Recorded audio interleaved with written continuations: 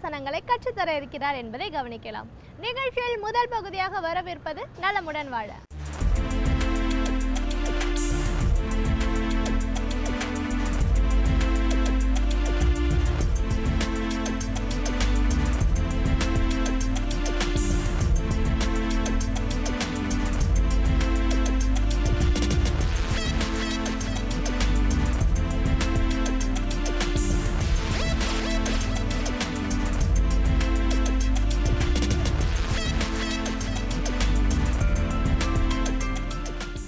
என் அருமை உலகத்தமிழ் மக்களே, தாய்மார்களே, பெரியோர்களே, சிறார்களே, என் அருமை சீடர்களே, யோக நண்பர்களே, யோக விரும்பிகளே, உங்கள் அனைவருக்கும் என் இனிய காலை வணக்கம்.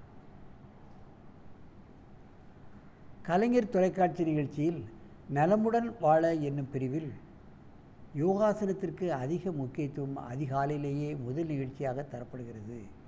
வெகு காலமாக, ஆண்டு பல காலமாக இந்த நிகழ்ச்சி தொடர்ந்து நடைபெற்று கொண்டிருக்கிறது. உலக மக்கள் பார்த்து ரசித்து பழகி பலன் எய்து கொண்டிருக்கிறார்கள். இந்த நிகழ்ச்சி பார்ப்பதற்காக மட்டுமல்ல, பார்த்து கழிப்பதற்காக மட்டுமல்ல, மற்ற நிகழ்ச்சிகளெல்லாம் பார்க்கலாம், கழிக்கலாம், மறந்து விடலாம். இந்த நிகழ்ச்சி பார்த்து பழகி பலன் பெறக்கூடிய நிகழ்ச்சி என்பதை நீங்கள் தெரிந்து கொள்ள வேண்டும். எத்தனையோ தொடர் நாடகங்கள், எத்தனையோ நாட்டியங்கள், அவைகளெல்லாம் பார்த்து கழிப்பதற்காக, பார்த்து பழகி பலன் பெறுவதற்காக இந்த யோக நிகழ்ச்சி. அந்த நிலையில் இன்றைக்கு நமது அரங்கிற்கு அச்சயா அகாடமி திண்டுக்கல் மாவட்டம் கொசவப்பட்டியிலிருந்து வில்லேஜ் மாணவர்கள் இங்கே வந்திருக்கிறார்கள். கிராமத்திலிருந்து கிருத்திகா தேவி 7வது வகுப்பு, கிருபாகரணி 7வது வகுப்பு. அந்த பள்ளியில் நான் ஏற்கனவே சொல்லியபடி மாணவர்கள் இவர்களெல்லாம் நான் கேட்கும் பொழுது நாங்கள் 3 ஆண்டு காலம் யோகாசனம் செய்கிறேன் என்கிறார்கள். அவர்கள் செய்கிற ஆசனத்தை பார்த்தால் சாதனை செய்யாமல் அது செய்ய முடியாது. கடினமான ஆசனங்களை இந்த 2 மாணவிகளும் செய்ய போகிறார்கள். என் அருமை மாணவிகளே, நீங்கள் பத்மாசனத்தை கலைத்து விடுங்கள். அப்படியே திரும்பி தலையை அந்த பக்கம் வைத்து இங்கே காலை நீட்டுங்கள். படுங்கள். இப்பொழுது முதலில் நீங்கள் சர்வாங்காசனத்துக்கு வர வேண்டும். சர்வாங்காசனத்துக்கு வாருங்கள். சர்வாங்க பத்மாசனம். மெதுவாக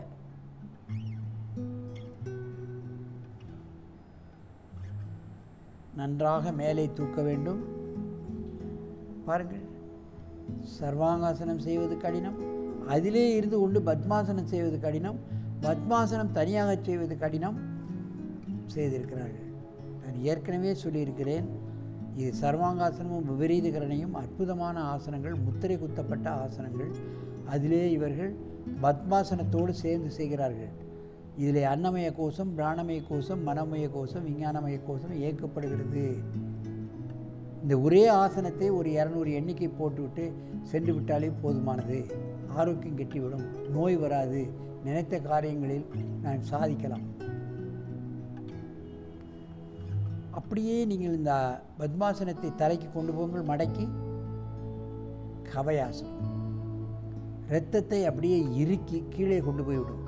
தலைப்பகுதிக்கு, மூளைப்பகுதிக்கு, இருதயத்திற்கு, நுரையீரலுக்கு கொண்டு வந்து கவயாசனம் என்று பெயர் வைத்திருக்கிறார்கள். அப்படியே மேலே தூக்குங்கள். ஒரு ஆசனத்தில் எத்தனை ஆசனங்களை மாணவிகள் அற்புதமாக செய்கிறார்கள் பாருங்கள். மெதுவாக இந்த ஆசனத்தை கலையுங்கள். கீழே இறக்குங்கள். படுங்கள். நீண்ட மூச்சு வாங்கள். அப்படியே படு. நீண்ட மூச்சு வாங்கள்.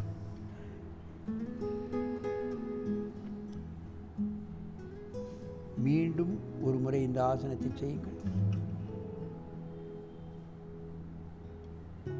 நல்ல டைட் பண்ணிடணும். லாக் ஆயிடணும்னா நாடி நெஞ்சில்.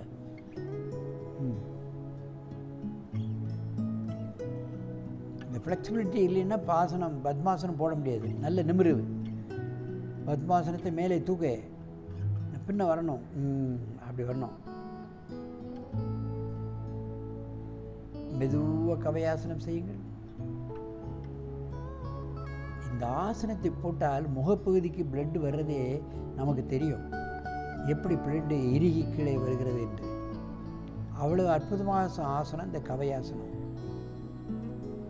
எத்தனை நோய்களை குணப்படுத்தும். வயிற்றில் உள்ள கோழைகள், ஜீரணக்கருவிகளில் உள்ள பல்வேறுபட்ட பிரச்சனைகள், நுரையீரல் இருதயத்தில் ஏற்படக்கூடிய பிரச்சனைகள், கண்ணு, மூக்கு, காது, வாய், மூளை, அத்தனையும் ஏற்படக்கூடிய பல்வேறு பிரச்சனைகளை இந்த ஒரே ஆசனம் நீக்கிவிடும். மெதுவாக இந்த ஆசனத்தை கலையுங்கள்.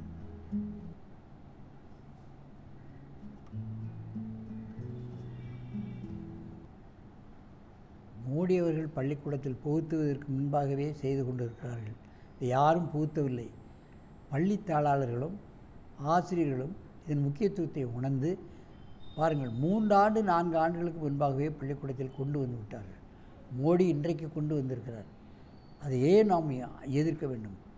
எல்லா ஜாதியினரும் வேறுபாடின்றி இந்த கலையை பயின்று அவர்கள் ஆரோக்கியமாக ஒரு மார்க்கத்துக்கு செல்வதற்கு வழி கிடைக்கும், மனோதிடம் கிடைக்கும், மாணவர்களுக்கு நல்ல நினைவாற்றல் கிடைக்கும், நினைத்ததை நினைத்தபடி செய்யக்கூடிய ஆற்றல், வாழ்க்கையில் முன்னேறக்கூடிய பாதைகள் கிடைக்கும். புகுத்தவில்லை, எல்லோரும் ஆதரவு தாருங்கள் என்று கூறி உங்களிடமிருந்து விடைபெறுவது ஆசனம் ஆண்டியப்பன். வணக்கம்.